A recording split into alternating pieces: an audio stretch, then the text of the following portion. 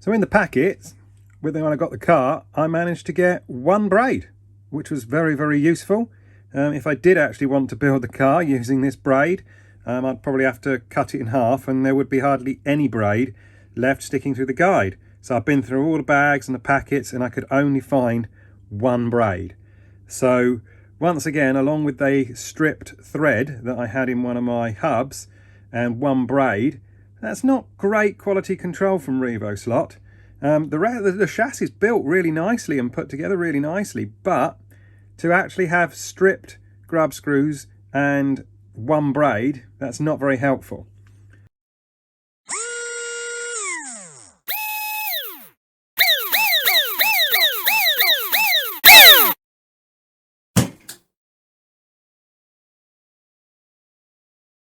Luckily, I have a roll of braid that I've used in the past. Not quite sure what braid this actually is, but let's have a look. But it's much softer than the braid that came with the car, so it wouldn't upset the front of the car as much when I'm driving. Let's see how thick it is.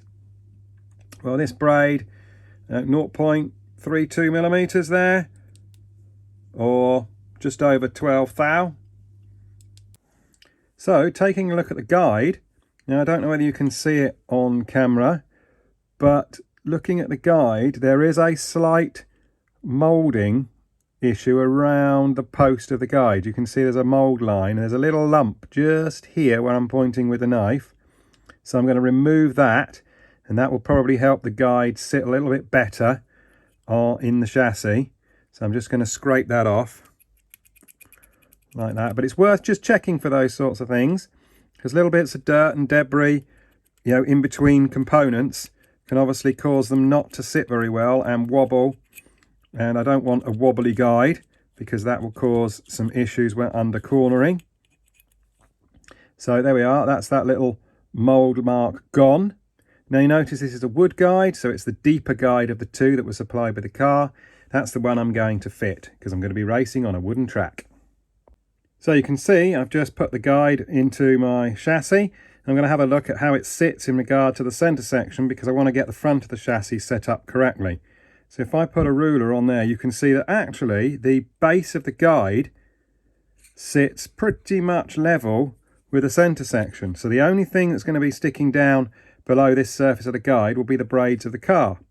Now, I've not been to the track that I'm racing on before, but I've asked the local competitors how the braid or the tape is set up on the track, and they reckon that it's actually fairly level with the surface. So I'm not having to have the guide sit down into a deep recess. I'm not having to have the guide sitting up because the braid or tape is proud of the surface. It should be fairly level. So I'm going to aim to get the front of my car very low. Obviously, the lower the front of the car is, generally, it handles better, unless the track is bumpy or, as I say, the braid is not very even. But we'll see when we get there. But I'm going to start by setting it up pretty level. So obviously that's as low as I can get the guide, or as high in the chassis as I could get the guide, and all I've got to allow for is the thickness of the braid.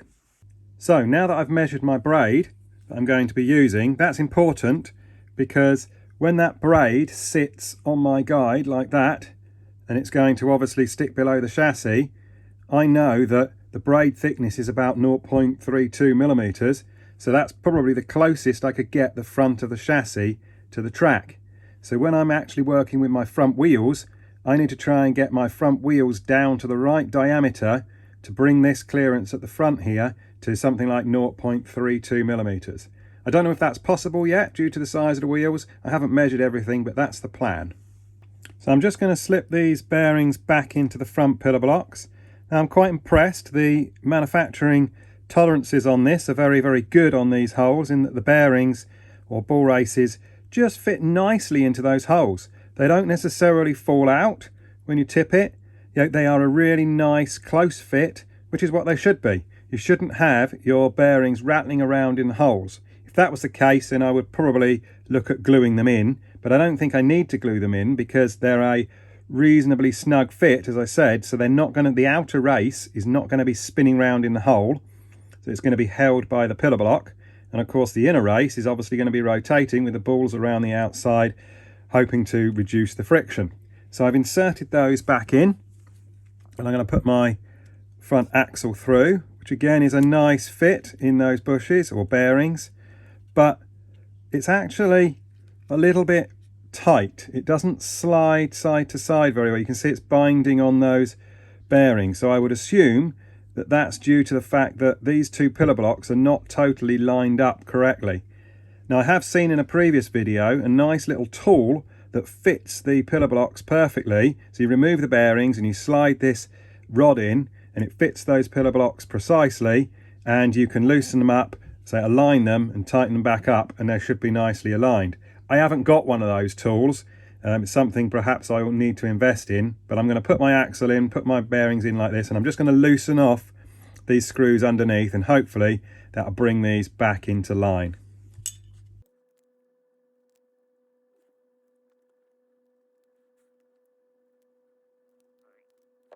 Now they are really tight, I must say. Much tighter than I was expecting, but instantly, if I just hold those bearings in, that axle is moving a lot more easily through those bull races. You see this one is still moving a little bit, so I might put a tiny little bit of glue on those just to hold them in. There we go. But the axle is lined up and those pillar blocks are lined up a lot nicer now, so I'm just going to give it a bit of a wiggle just to settle it down, and then I'm going to tighten up those screws again on the bottom. Give it a wiggle like that, make sure it's nicely in line. There we go. And then I'm going to tighten up these screws on the bottom and we'll be back. So tighten these screws really tight. Now my advice, these screws are actually really tight from the factory, so it's really good advice to get a nice fitting Phillips screwdriver. I had to find one out of the range of Phillips screwdriver bits that I had. This fitted really nicely with these screws, because if you're going to try and undo these screws with a Phillips screwdriver that doesn't fit very well, then you're going to end up rounding off the screw heads quite quickly. So make sure you've got a really nice fitting tool to get in there. And as I say, I've left my axle in, left my bearings in, and you can see now I haven't even glued those bearings in place, but the axle does now move nice and smoothly through those bearings, so I know that the bearings are aligned nicely.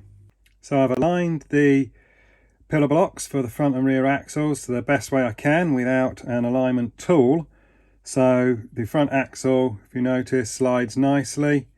I haven't glued the bearings in, the bull race is in, but they slide nicely, and the back axle does the same, slides nicely without knocking the bull races out. So they're not glued in either.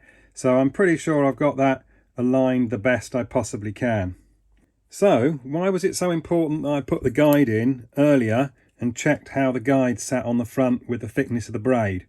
Well, that's because I need to now know how big my front wheels need to be in order to get the right clearance at the front of my chassis.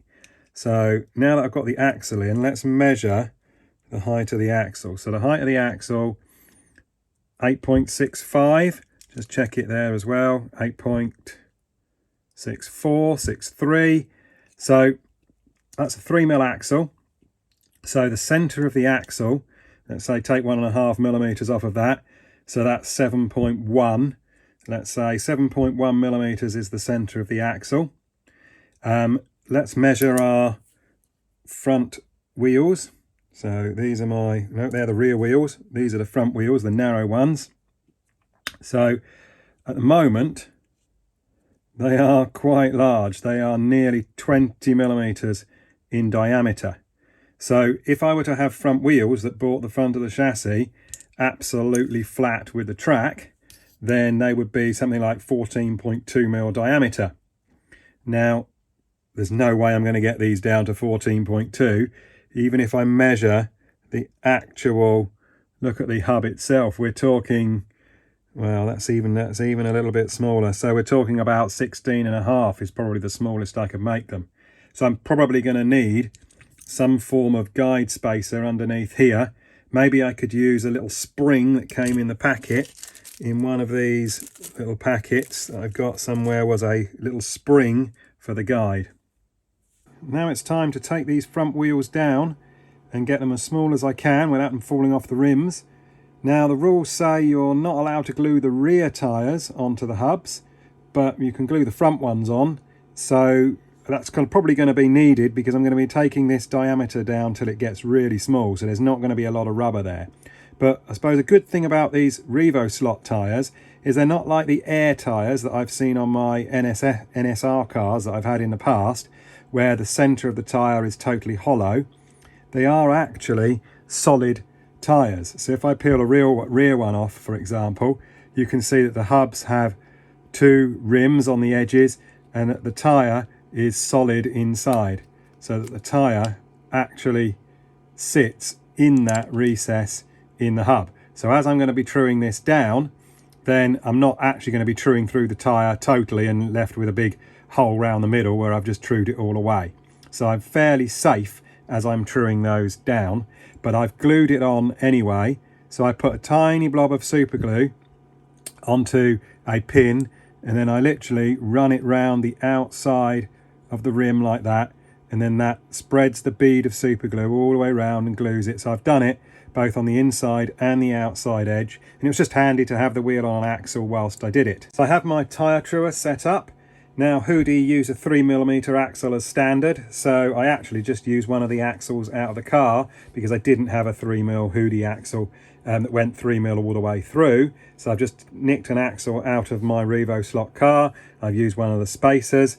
So I'm going to try and true these front wheels down as far as I dare and see how low we can get the front of the car. So I've trued my tyres down as low as I dare go. These are the front tyres, remember. So there's still a little bit of rubber. They look a bit like rubber bands now, to be honest. Probably need to just clean up those edges a little bit, make them a bit smoother. But what diameter are we on these tyres? So let's have a look. Well, I would say, there we go, 17.48 is as low as I dare go. So that will give me the smallest amount of clearance at the front of the chassis as I can get away with. I daren't go any lower than that. So I'll put these on my car and I'll measure the clearance at the front. I've now refitted the front wheels to the chassis, and I'm going to measure my front chassis clearance. So I've got a flat block here that I'm just putting my car down onto, and notice that I know already from my previous measurements that this part here that I'm pointing to with my knife blade is where the guide sits, and then when the guide's in place it's level with the bottom of the chassis, the bottom of the centre section, which is what I'm pointing to now. So my front clearance really is going to be measured off of the bottom of the centre section here. So I'm going to check with my feeler gauges like this. So I basically put my chassis down onto its front wheels. Now you can notice that the centre section acts a little bit like a drop arm and moves up and down. You can see the front wheels just lifting off there as I lift it too much. But what I'm going to check is when I put this feeler gauge underneath and press down on it, I've got to get it all the way under to that second bit of the chassis, and I push down like that. Are the front wheels on the deck? Yes, they are. Is that a tight fit in there? Yes, it is. So I would say that is about what my front clearance is. If there was a gap, if I could still see a gap between my two feeler gauges when I did this, then obviously I would need to increase my feeler gauges to find the gap. If the front wheels were actually still stuck in the air, then I'd know that I'm not quite measuring the right height. So let's have a look at what these are. So my two feeler gauges together gave me 1.45 millimeters. So that's the clearance I've actually got under the front of the chassis.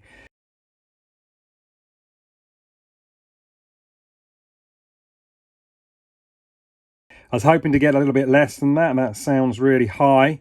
So I might still have to use the spring on the guide, but we'll see when we assemble it all together.